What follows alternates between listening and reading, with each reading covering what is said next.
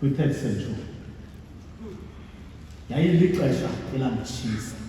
Ndicela uba nje ndinqumle nditsho. Ndithi xa sikhapha utatomntuza, eli xesha kwi-early church kwi-3rd century yayilixesha elalishushu. Bazali bam abahlala naThixo, athethwa la mazwi nguThixo kule ncwadi yeRevelation, kuba eli gama lithi revelation means to reveal things that are hidden, izinto ezifihlakeleyo. So incwadi yesityhilelo ityhila yi-revelation yezinto ezifihlakeleyo ezenzekileyo kwi-early church nezenzekayo kwi-current time neziyakwenzeka kwi-future of the church. So kurivilwa ezo zinto. Into enzima ngayo bazali bam yinto yokokuba zirivilwa ezi zinto kule ncwadi ngee-symbols. When you read the book of Revelation, udibana nee-symbols. Uqala kuchapter 1 uyawutsho kuchapter 22. Into enza ibe nzima ukuyitolika into yoba izinto ezilapha kuyo bazali bam zitolikwa ngee-symbols. Ezinye zazo ekungenakubalula ukuba siziqiqe xa singathanga xa sifunda sazinika ithuba. Makabonge ke uThixo. Enye yezo symbols ezikhoyo yinto okokuba kuvezwa isimbol yee-emperors zaseRome. Tatuduze ezi emperors zizo ezaziyinxalenye yee-challenges zamaKrestu elo xesha. Makabonge ke uThixo. Neziya kuba yi-challenge yethu ngexesha lokuphila kwethu. Ekukho phakathi kwazo umntu ebakusithiwa ngu-Emperor Nero noDomitano. Zezona eziphambili kule ncwadi ezisitolikela i-persecution yabantu abakholwayo. Bazali bam abathandwa nguThixo. So apha kwi-chapter 14 siboniswa ngee-symbols zee-angels ezintathu ezathi xa uJona ehleli esichithini eyimfama engaboni, uThixo kwemysteries, kwemimangaliso, kwezinto esingenawukwazi uziqiqa thina. Ngoba uthe xa uJona ethathwa esisiwa kule island yasePatmos, wathi xa efika phaa wafika sele i-Roman Emperor iyalele ukuba amajoni ngendlela ivangeli yakhe enamandla ngayo mabamrhola amehlo. Ilizwi likaThixo. So ufika yena uJona esichithini, amajoni ayem-escort emsa phaa Ireland uba ayogada njengamanye amabanjwa ayebanjelwa ilizwi likaThixo. Kodwa athi xa efika yena bathi abantu abamgade bangasokoli kuba ufika emfama engasaboni. uThixo wenza imimangaliso. Kodwa into efani ngoThixo yinto yoba xa uqala uchapter 1 usiyawutsho uchapter 22 uThixo umyaleza ukuzityhila kwakhe, uzityhila kumntu emfama, umntu ongaboniyo. Andanoba niyandivana basina. uThixo xa ezityhila uzityhila kuJona eyimfama. Izikolo ziyandinela noba ngexesha i-persecution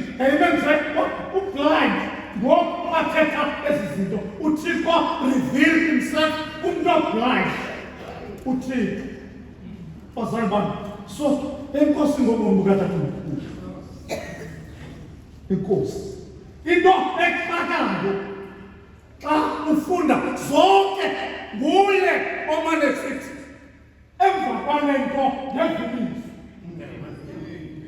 lisithi kumbhala lonke ixesha uthixo utsho emfameni athi uJohn ngeviliso lisithi kumbhala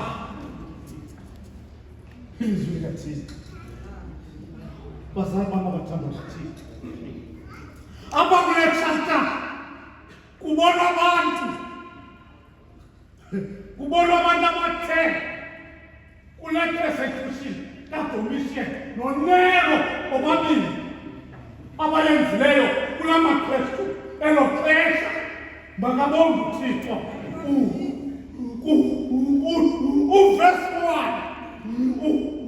Verse 1 bazali bami uyanqoba usindiso abathe balenza ekushumayeleni uKristu ongumsindisi wethu.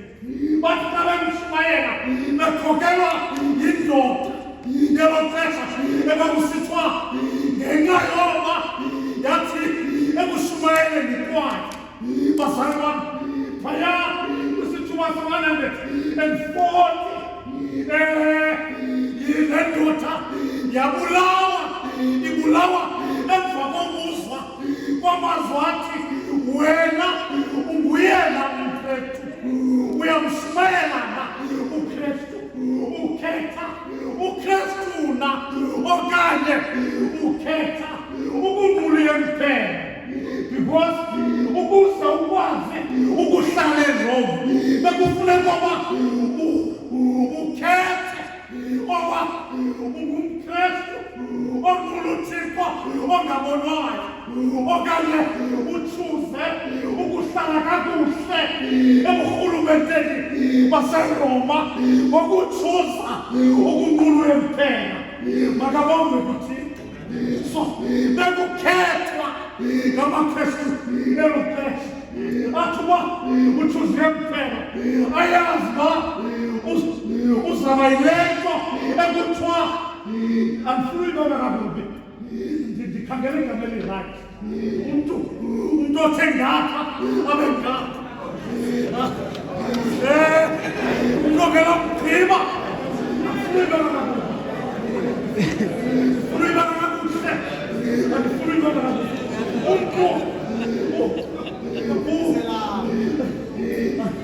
mhlawumbi ongena mqolo ofuna usurviva kuba imeko ithi ukuze asurvive funeka afihle inkolo yakhe.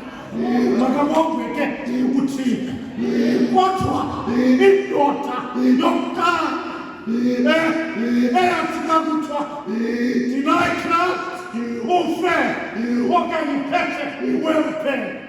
What? Lo mfo unguJustin wathi mna ndiyamamkela uYesu, ndiyamshumayela ngoba uyafila uphila ngaphakathi kwam. Wade kwatsho wathi uJomitani mbulaleni. Makabonge uThixo. And therefore iqala ukubhalwa incwadi ngexesha lalo ndoda eyakulawazi.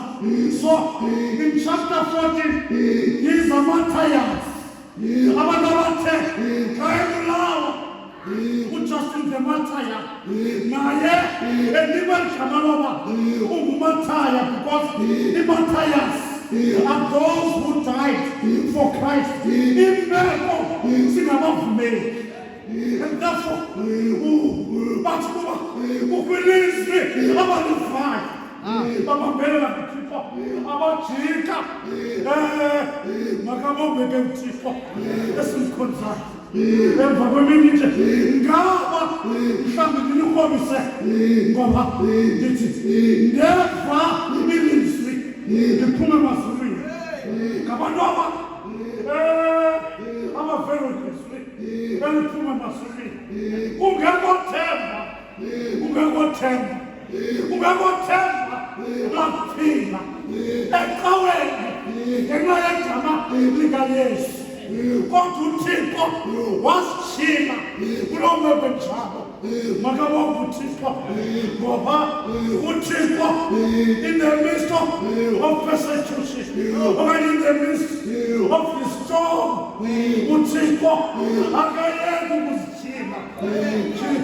Makabonga uThixo, makabonga. I-revelation yokuqala ile athe ngoba i-symbols zalamakrestu ile 7 churches athe ku-chapter 2 uyohane xa uThixo zijima ngevilisi lisithi kum yithi kwaba bantu lizawutshutshiswa nabanempandezelo imihla elishumi ke thembeka kude kube sakreni nakunika isathaba sobomi abathanda uThixo so makawabeke utatomkhulu apha kule ndawo ubonisa umbono wezulu ngamanye amazwi into yokuba wawalithobelezile kule persecution yazile uba uThixo wabantu abakholwayo unijongile. Yazini loo nto, yazini uThixo wamakrestu uyanibonga xa nithobeleza nzima ngoba ngexesha lixesha uDomitani ewayehlala kwipalace ndizawukhawuleza ewayehlala kwipalace eyidouble story. Makabonga uThixo eziswe amakhonkqwa ecawa asinamadoda abantu abathanda uThixo, abantu abanomthandabuziyo uThixo eziswe khonqiwe xa efika ezantsi kwepalace ebengenyawo uDomitani abajonge athi emajonini mawabilisitha ayidlalele phezu kwabo. Tyhini Thixo ilizwi likafika.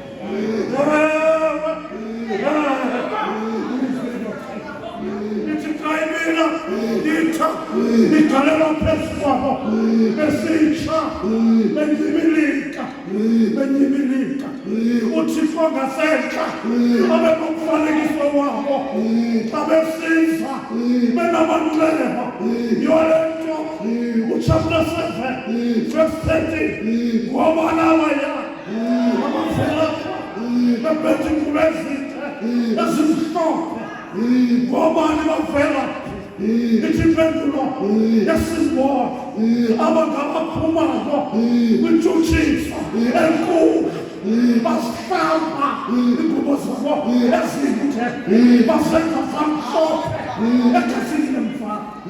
Why? Because bathi betshiswa ngeta bathi mhle uThixo.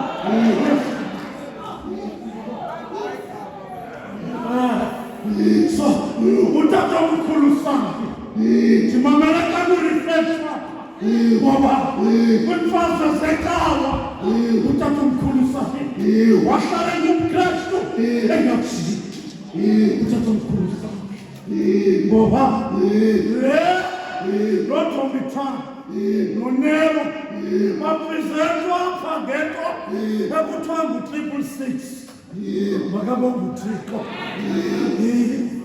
into ye-antichrist andabahle apha amakrestu amaninzi ayabaleka ayishiyika.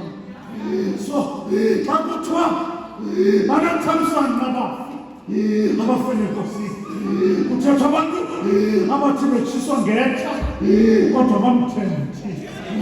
Kuthethwa abantu ngoba sisibhayibhile kwi-context kuthethwa ngabantu abathi thina sawuhamba ne-flow xa ilizwe lisanakahle ngoba owethu Nero noDomitani because le nto ka-666 obayiphizela uNero noDomitani sekethe yaseForste ithetha ukuthi nayiphi into emdaka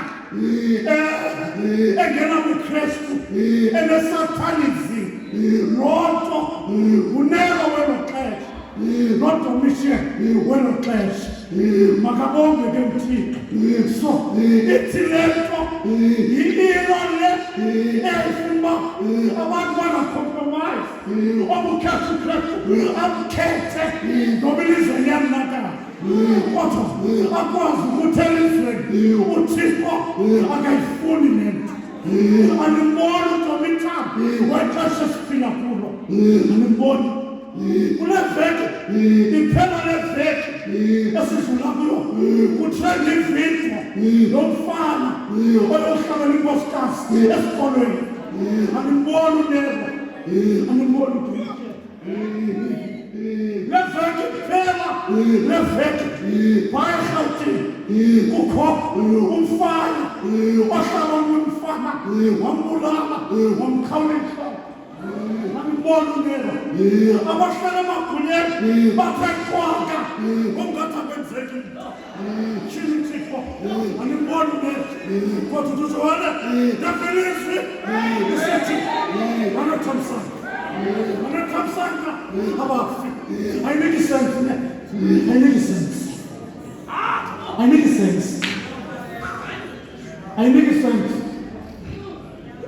Why is it your sister healing? Into yokokuba awukwazi ukuthi umuntu inhloko yakhe ejinga phansi kwesikhama uthi unoyona uthi lo muntu uyavuya. Awukwazi ukuthi utsho njalo ukuthi ithi kubo banethamsanqa. Lethamsanqa mhlawumbe is the question enomuzwana kuthi oba lethamsanqa elinjani elamaKristu angathi zizideke athi miziyawo ivalwa unebo kodwa libane into esingayaziyo. Mhlawumbe ngenxa yalonto kwabanye utsho njani ukuthi banethamsanqa besifa egameni lenkosi. So utsho njani ukuthi banethamsanqa utsho njani ngabe uThixo wamalungisa uyawathandana xa isehlelo sezizinto kodwa utsho njani ukuthi into eyenzoba babe nethamsanqa into abangebandithi mna unyanisile because into abangela banditsho yinto kokuba uThixo lumeshariswa babunomkwakhe ukholo lwethu kuye olugqibeleleyo ngokugqitha ezintweni esithe sahlangana nazo noba inye elibaniswa noba utatomkhulu Sali nasiwa ngabantwana bethu wema wathi uThixo ulungile akajika. So into esibili sizinto egqithe kuzo ezinye ebezinomsusa uKristu amamkelayo kodwa wema akajika. Into abangela ndithi ke kwelami icala indiki sense ngoba uThixo usekalva abantu bakhe nangawuphinda umsusa. Makabonge uThixo kodwa esekaleni kwabo nje kubakho ithuba loba bemnyama ipersecution ivalwe kodwa inyaniso yile athe uYesu ayefika ngamamhlanje ukintaba wathi awufika phezu kwentaba wathi kubafundi bakhe behleli phansi ilizwi likaThixo yayeka ke ngoku kodwa wahla ecabulula mfokangala ifirst manifesto yakhe wavala ngamazwi athi kuvesi 12 banonyongo abatshutshiswa ngenxa yokulungisa banonyongo inoyolonina abathe abantu banitshutshisa baningcikisa bathatha zonke izinto ezikhohlakeleyo ngambexoka fuyani lithobe kunene ngoba umvuzo wenu ukhulu emazulwini unyanisile unyanisile. Unyanisile ngoba ndivuya ngoba sithi ekulontshutshiso into yobe indoda ekunyamezelayo elingwa eyawuthi emva koba inyamezele isizuzu sathaba sosuku likaThixo olungabuningi anoyola abafuni so utata mkhulu sana ulale kuKristu. Oh, Thixo. Awufuni nalo wena. Samba ngeke ngetsho. Owethulelo ngoku. Esidumile. Owethulelo ngoku. Asikwazi ukufana notabusana ngempela. Wosina singoku sonaka. Tosiwe bomba uzawuqonisa ngekhathini. Hayi God. Owethulelo wethu ecaweni naselizweni jikelele. Because ilizwe lidominates the-Christians. But oba ubone into ezenzekayo zobulawa kwabantu zodithwa kwezinto sezikho abantu abakhoyo abayitshathi into nayintoba sibayitawa namhlanje ufuna ungene ofisini ayekho bayitawa ayinakayekho animboni lero abantu abafela kuKristu abantu abathemsebenzini bakusonakala bathi hayi uthi bangayithandi thina sinamakristu namhlanje ngomso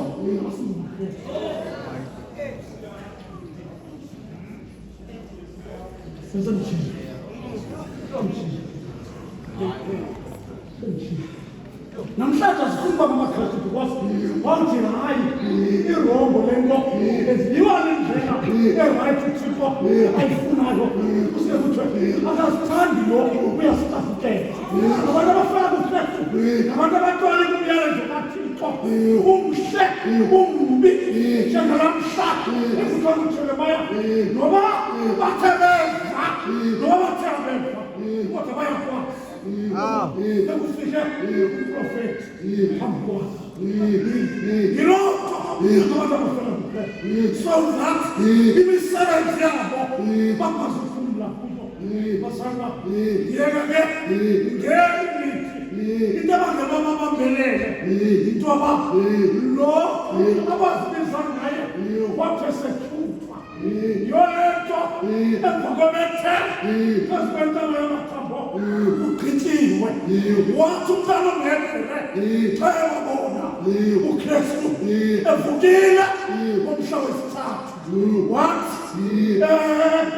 sinalifana ingakanana nje lamangqina esisingqongileyo masithi siubekile nxamnye umthwalo nasoyisono esinokusirhamla sibaleke ngomonde igxatho elibekwe phambi kwethu sisamehlwethu kuyo indawo nomgqibelelisi wokholo lwethu uYesu owathi ngenxa yovuyo olwalubekwe phambi kwakhe wawunyamezela umnqamlezo elidele lihlazo waze wayawuhlala ngasekunene kukaThixo.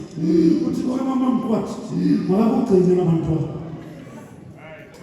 Thixo sonke makasifukama asenze uThixo uba amaxesha la esikuwo siwanyamezele egameni loYise egameni loNyana egameni loMoya Oyingcwele uThixo emnye ngonaphakade. Amen.